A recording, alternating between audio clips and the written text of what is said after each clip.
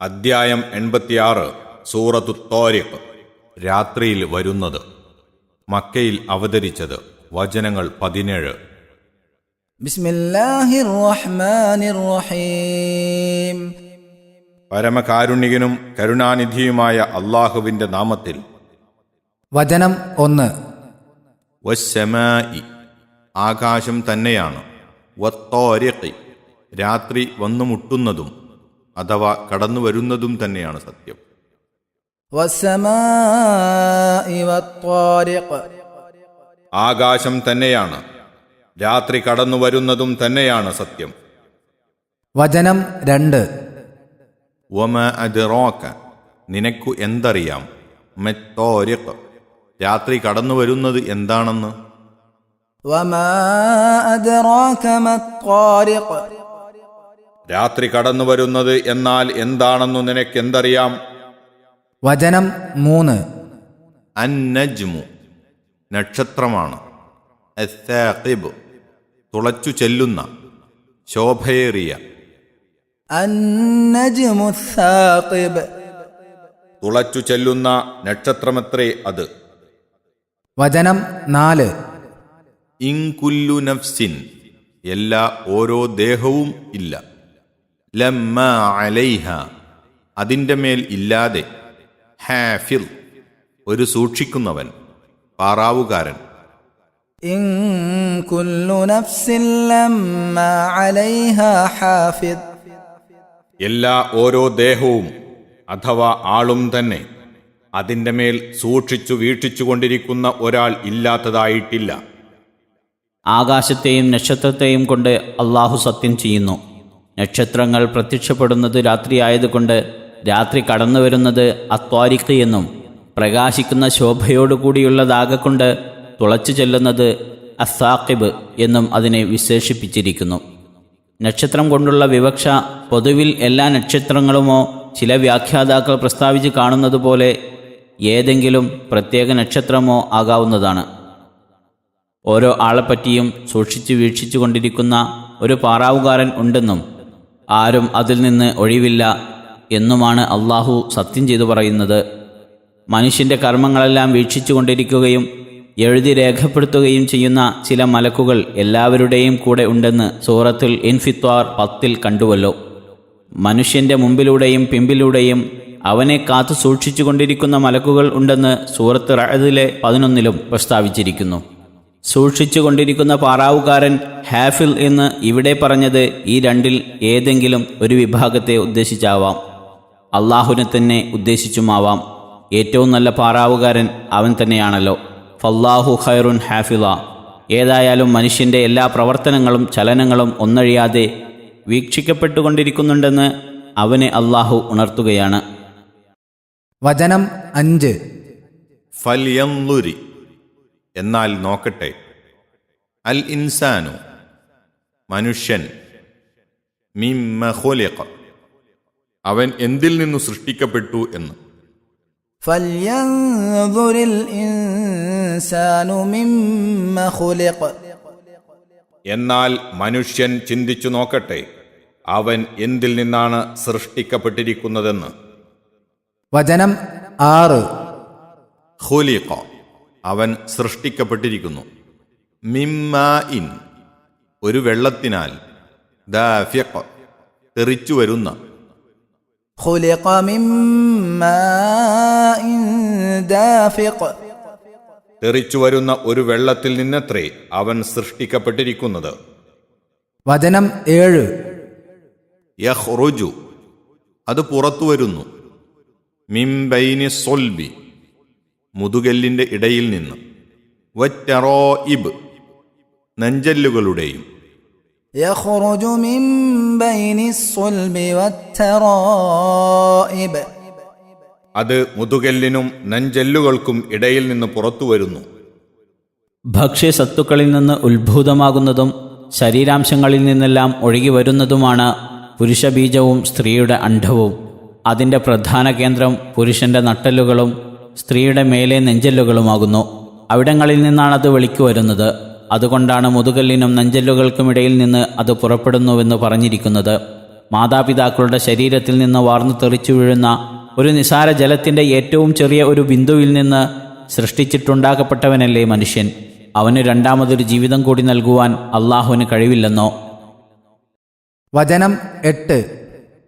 ഇന്നഹു നിശ്ചയമായും അവൻ, അലാ റജ്ഇഹി അവനെ മടക്കുവാൻ, ആവർത്തിക്കുന്നതിന്, ലഖാദിർ കഴിവുള്ളവൻ തന്നെ. ഇന്നഹു അലാ റജ്ഇഹി ലഖാദിർ നിശ്ചയമായും അവൻ അഥവാ അല്ലാഹു അവനെ മടക്കി സൃഷ്ടിക്കുന്നതിനു കഴിവുള്ളവൻ തന്നെ. വചനം 9. യൗമ തുബ്ല പരിശോധിക്കപ്പെടുന്ന ദിവസം, പരീക്ഷിക്കപ്പെടുന്ന ദിവസം. അസ്സറായിർ രഹസ്യങ്ങൾ, സ്വകാര്യ ചെയ്തികൾ. യൗമ തുബ്ല അസ്സറായിർ രഹസ്യങ്ങൾ പരിശോധിക്കപ്പെടുന്ന ദിവസം. വചനം 10.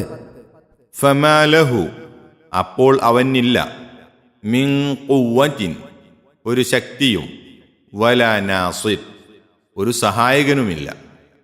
ഫമാ ലഹു മിൻ ഖുവ്വത്തിൻ വലാ നാസിർ അപ്പോൾ അവന് യാതൊരു ശക്തിയാകട്ടെ സഹായകനാകട്ടെ ഉണ്ടായിരിക്കുകയില്ല. സ്വകാര്യ ജീവിതത്തിൽ അവൻ നടത്തുന്ന എല്ലാ ഗൂഢപ്രവർത്തനങ്ങളും അവൻ്റെ വിചാരം, വികാരം, ഉദ്ദേശം, വിശ്വാസം മുതലായവയുമെല്ലാം ഖിയാമത്തു നാളിൽ പരിശോധനാ വിഷയമാകുന്നതും അതനുസരിച്ച് നടപടിയെടുക്കപ്പെടുന്നതുമാണ്. ഇന്ന് ഈ കാണുന്ന കഴിവും സ്വാധീനവും ഒന്നും തന്നെ അവന് അന്നുണ്ടായിരിക്കയില്ല. ആരും അവനെ രക്ഷിക്കുവാനും ഉണ്ടാകുന്നതല്ല. വചനം 11. വസ്സമായി ആകാശം തന്നെയാണ്, ദാത്തിർ റജ്അ മടക്കം ഉള്ളതായ, ആവർത്തനം ഉള്ളതായ. വസ്സമാഇ ദാതിർ റജ്അ ആവർത്തിച്ചു മഴ ചൊരിക്കുന്ന ആകാശം തന്നെയാണ് സത്യം. വചനം 12. വൽ അർള് ഭൂമിയുമാണ്, ദാതിസ് സദ്അ പിളരൽ ഉള്ളതായ, പിളരുന്നതായ. വൽ അർളി ദാതിസ് സദ്അ സസ്യലതാദികൾ മുളച്ചു പിളരുന്ന ഭൂമിയും തന്നെയാണ് സത്യം. വചനം 13. ഇന്നഹു നിശ്ചയമായും ഇത്, ലഖൗലുൻ ഒരു വാക്കു തന്നെ, വചനം തന്നെ, ഫസ്ൽ തീരുമാനമായ, ഖണ്ഡിതമായ. ഇന്നഹു ലഖൗലുൻ ഫസ്ൽ നിശ്ചയമായും ഇത് ഒരു ഖണ്ഡിതമായ തീരുമാന വചനം തന്നെയാകുന്നു. വചനം 14.